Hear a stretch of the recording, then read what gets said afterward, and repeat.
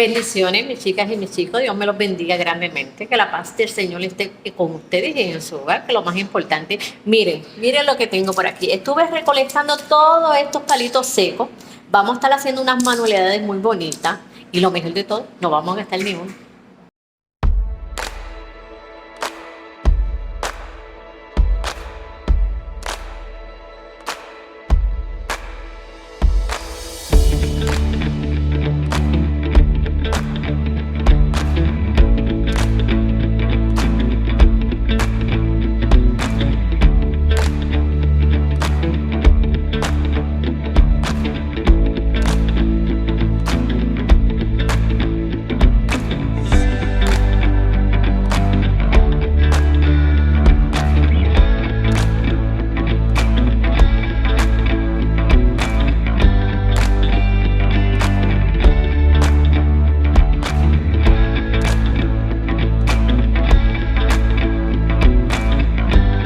Ok, chicas y mis chicos, ahora lo que vamos a estar decorando esta ventanita es bien económico porque no estamos gastando nada. Los palitos los conseguimos en los patios.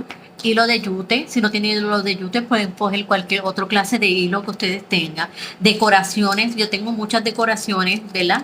Guardadas, ustedes buscan cositas que tengan guardadas y van a ir decorando todo a su manera, ¿verdad? A su gusto. Yo les voy a dar una idea. Yo tengo estas cositas así, que ya las tenía. Y mira, tengo esto que viene así, que estos son unos paños bien grandes. Yo tenía este pedacito que es un sobrante. Lo voy a estar decorando. Y vamos a poner esta hermosa ventanita, hermosa, rústica, y va a quedar muy linda. Empecemos.